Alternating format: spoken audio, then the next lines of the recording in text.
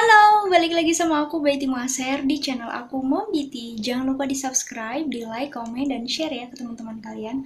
Follow juga akun Instagram aku Betty Maser. Jadi di sini aku mau ngejelasin sama kalian gimana caranya kita mendapatkan penghasilan yang lebih selain dari Google AdSense. So, simak terus ya videonya. Jangan lupa klik tombol subscribe-nya dulu. Kemudian kalian like kalau kalian suka dan kalian komen ya di bawah.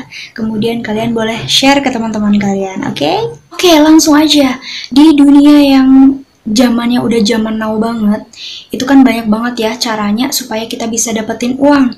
Kita dapat menghasilkan pundi-pundi dolar ataupun menghasilkan rupiah, itu banyak banget caranya ya. Di sini aku mau nerangin 3 caranya ya. Yang pertama yaitu ada endorsement, ada affiliate marketing, kemudian yang terakhir ada kita jualan produk kita sendiri.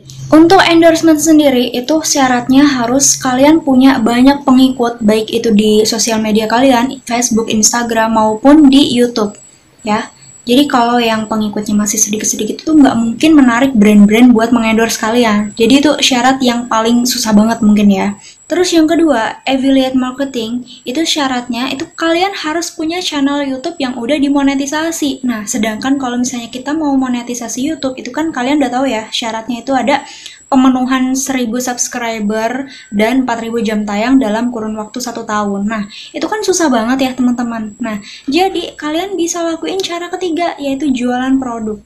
Nah, tadi kan kalau untuk endorsement dan affiliate marketing itu kan ada syaratnya ya.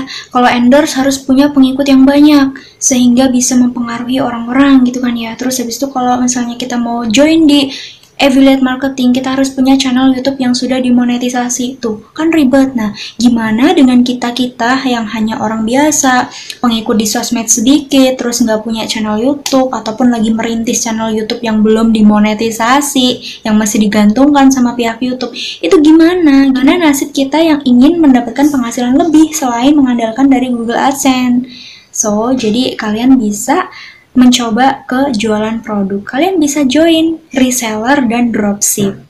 Aku sebenarnya dulunya pernah terjun ya ke dunia bisnis online gitu ya, jualan online, bahkan yang udah pernah ketipu jutaan, terus kayak dimaki-maki konsumen lah, terus yang pokoknya pengalaman aku di dunia bisnis online tuh kayaknya udah kenyang gitu lah ya. Aku dulu bisnis online itu mulai dari akhir tahun 2014 sampai kemarin aku sebelum hamil 2019 lah kalau nggak salah ya. Nah, itu jadi udah ada suka dukanya ketika aku jualan online. Teman-teman, sekarang kan zaman udah canggih banget ya. Kita belanja itu rata-rata sekarang online ya. Apa-apa online. Walaupun kadang ketika datang jauh banget sama ekspektasi kita gitu kan ya. Tapi udah marak banget gitu di zaman sekarang ya. Nah, apa sih dropship itu? Bagi kalian yang pengen usaha tapi tanpa modalnya cuman kayak main HP doang ya, itu kalian bisa coba dropship. Jadi gampangnya ngomong nih kayak gini teman-teman, kalian jualin barang punya orang. Kalian nggak sibuk-sibuk makingin barang, kalian nggak sibuk-sibuk ngirim barang ke si pembeli, pokoknya nggak ribet-ribet lah. Jadi kalian tinggal catat pesanan, terus habis itu kirim deh pesanannya ke yang ngejualin itu. Jadi bener-bener nggak pakai modal sama sekali, modalnya cuma kuota kalian dan kegigihan hati kalian, keseriusan hati kalian. Jadi kalian tinggal pesan-pesan aja di toko tertentu, kemudian nanti minta pengirimnya nulis nama kalian di alamatnya. Terus habis itu udah deh tokonya yang ngirim. Itu namanya dropship. Gampang kan? Kita nggak modal, kita nggak stok barang di rumah. Pokoknya enak banget lah. Aku juga dulu pernah jadi reseller dan dropship. Dan itu benar-benar buat aku ketagihan gitu loh. Jadi benar-benar menikmati dan benar-benar enak ya. Nggak usah ngambil untung yang banyak-banyak gitu. Cukup yang penting balik modal aja. Untung sedikit, yang penting lancar. Itu nggak apa-apa teman-teman. Daripada untung banyak tapi ujung-ujungnya macet, orang kapok buat belanja sama kita, kan? Aku pun dulu kayak gitu teman-teman. Jadi aku dulu kalau misalnya jualan online gitu ya, itu nggak ngambil untung banyak-banyak. Mungkin cuma 5.000, 10.000. Pokoknya yang sebisa mungkin, yang gimana caranya biar balik modal gitu lah ya. Nah, caranya gimana sih supaya bisa dapat harga murah gitu kan ya? Padahal kan kalau misalnya kita belanja online kan ada ongkir. Nah, ongkirnya kan mahal. Itu gimana gitu. Nah, buat kalian nih, maksudnya yang pengen coba jualan online itu, coba deh pakai sistem PO, pre-order ya. Jadi kalian kumpulin tuh yang pesan-pesan dulu. Pokoknya kalian promosiin dulu, abis itu kalian kumpulin pesanannya. Nah, kemudian ketika udah banyak pesanannya ya, nah, kalian baru deh order. Kalau bisa kalian itu untuk pertama ya, kalau bisa kalian ke satu toko aja dulu. Untuk barang yang kalian jual tuh dikhususkan untuk satu produk dulu lah ya. Misalnya baju ya baju aja, dan itu coba di satu toko dulu. Pemula gitu ya, untuk yang baru pertama kali mulai. Nah, nanti kalau misalnya udah menghasilkan orderan-orderan yang banyak, kemudian kalian bisa deh ke toko-toko yang lain. Nah, gitu caranya teman-teman. Jadi kalian kumpulin dulu nih. Jadi kalian nyoba nih, dikumpulin dulu misalnya 2 hari atau 3 hari ke depan, dilihat oh pesanannya udah banyak. Nah, baru kalian pesan nih. Teman-teman, kalau pengalaman aku sendiri, aku dulu nerapin sistem pre-order ya. Nah, untuk aku caranya dulu ngebagi ongkir teman-teman. Jadi dulu kan pas aku mulai bisnis online kan belum ada Shopee ya, maksudnya belum terkenal banget sampai sekarang ini. Pokoknya belum ngerti lah mainan Shopee itu gimana. Jadi dulu ketika ongkirnya tuh 47 ya, dari Jakarta ke Lampung 47, itu aku bagi sama isi dalamnya baju itu gitu. Nah, jadi ceritanya aku dulu pertama kali bisnis jualan online itu aku jualan baju rajut. Nah, untuk baju rajut sendiri itu kan per kilonya itu kan setengah lusin ya.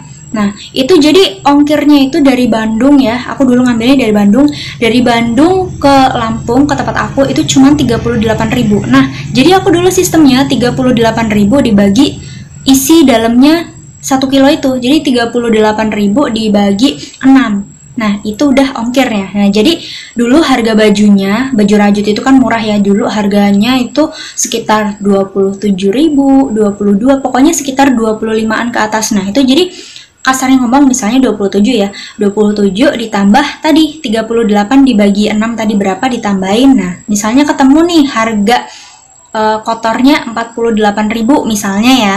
Nah, jadi anggaplah kita ngambil untung 10.000 dari itu. Jadi 48 ditambah 10, 58.000 deh. Nah, itu harga jualnya. Aku dulu kayak gitu jualnya. Dan alhamdulillah untungnya bisa kekumpul, dan ya alhamdulillah lah ada terus.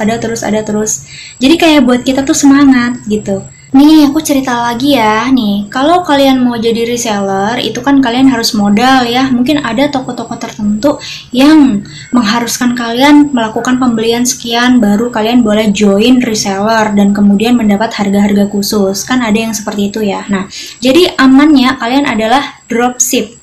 Jadi menjualin produk orang gitu.